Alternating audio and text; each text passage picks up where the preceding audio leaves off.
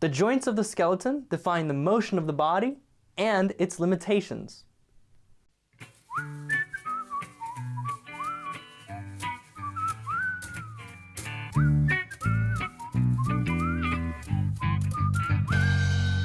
Hey, welcome to another episode of Proco. This lesson is about the types of joints in the human body. As artists, we really only need to learn the synovial joints, like the shoulder and the knee, because they move.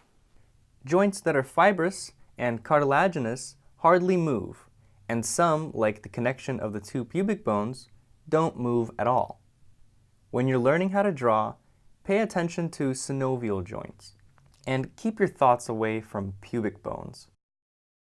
If you know where the joint is on this foot, you know that it won't do this, or this, when you stand on your toes. It will do this.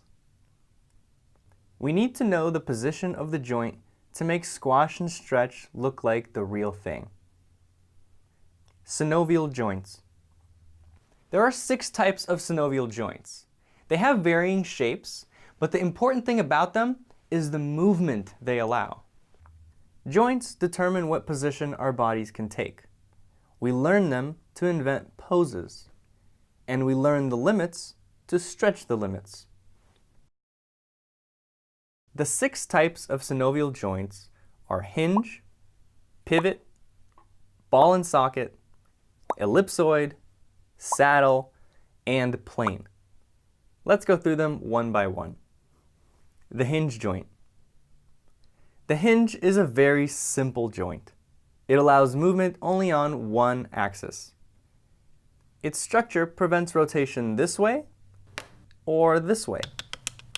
The head of the bone wraps around the cylindrical head of the other, allowing a very stable rotation this way.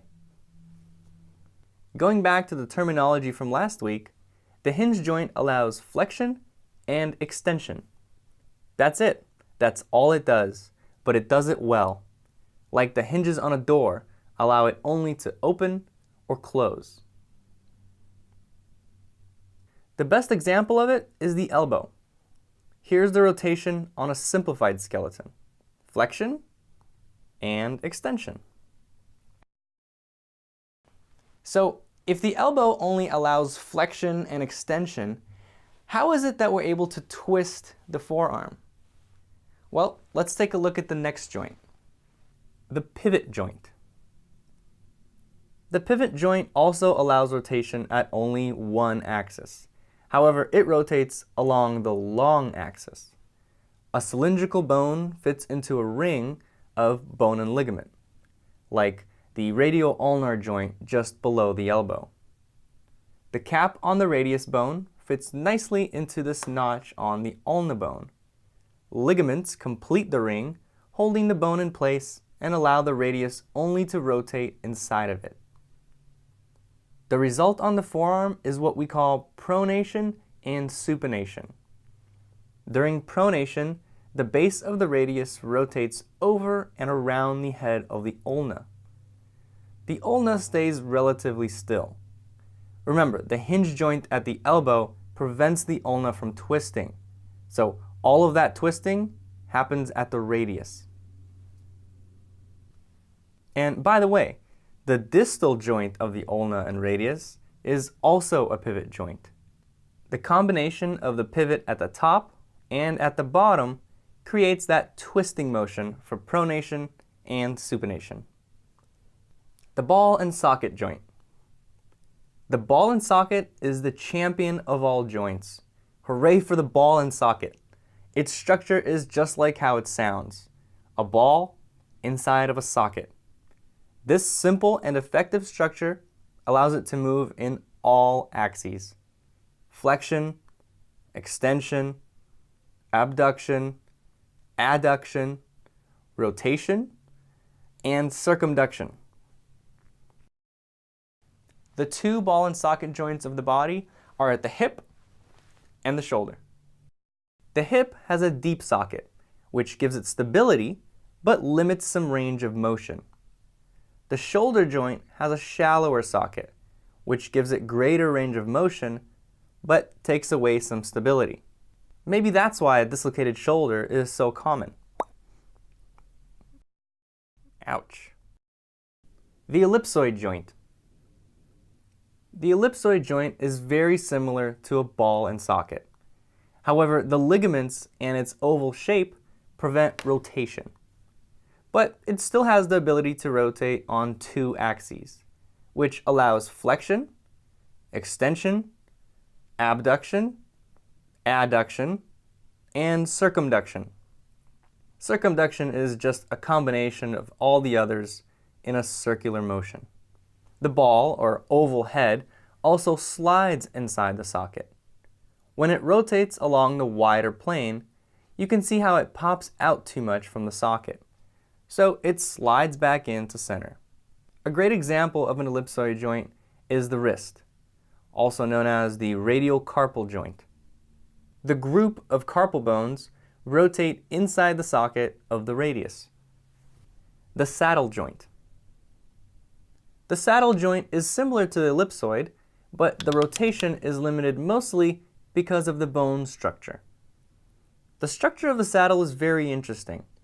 Both bones have a concave and convex surface. Convex means the surface sticks out like a hill. Concave means the surface curves in like a hole or a cave. The concave plane of one fits on the convex plane of the other. It's like a 3D yin-yang, or a cowboy on a horse. The saddle makes the bottom piece, and the cowboy's legs make the top piece. The legs of the top piece, which wrap around the body of the bottom piece, allow a rotation this way. The body of the top piece can glide inside the legs of the bottom piece. So this unique structure allows the joint to flex, extend, abduct, adduct, circumduct, and very slightly rotate. An example of the saddle joint on the body is the carpometacarpal joint of the thumb. Let's see that baby in action. Finally, the plane joint. Not really as interesting as the others, but deserves our love anyway. It's basically two flat-ish surfaces, one on top of the other. These surfaces can glide or rotate. They usually come in groups, like the carpals of the hand and the tarsals of the foot. Ligaments hold these bones together, but might allow some rotation and gliding. Another plane joint is the acromioclavicular joint. That's the one between the clavicle and acromion process of the scapula. When we elevate the shoulder, the angle in here will adjust to keep the scapula vertical. The spine. I mentioned in the beginning that the cartilaginous joints are not important for artists, except for one big important case, the spine. We'll talk about that in the next lesson. Assignments. For this lesson, there's two assignments. The first assignment is to find these joints on yourself and study the movement. I've posted 6 close-up images of Skelly's joints in the description under this video. Your second assignment is to draw them as simple versions. When you try to put them into perspective, you might find it difficult, but I will have Marshall Vandruff help you understand how to do it. Post your drawings in the Facebook group at facebook.com/groups/anatomy for artists. Marshall, the perspective master, will help to critique your assignments in the Facebook group. Later, Marshall will do a demo to show you how to simplify your forms and move them around. Last week, we studied the language of anatomy. Just looking at a long list of terms can be daunting and difficult to remember. That's why I put together a PDF ebook that visually defines all these terms. This ebook is available as a premium feature at proko.com/anatomy. This week, I've included another PDF ebook showing which of the 6 types every joint in the body is classified as. And again, it's shown visually rather than just a list, so you can print these out as reference. Another premium feature you'll see this week when you log into your account is a 3D model of RoboSkelly. This is a skeleton with simplified forms. Simplified forms are a lot easier to understand, to remember, and are more practical to apply to your drawings. So you can zoom in and rotate around RoboSkelly directly in your browser. This will help you with the assignment this week and upcoming lessons when we study the skeleton in detail. To get all the Anatomy premium features, go to proko.com/anatomy.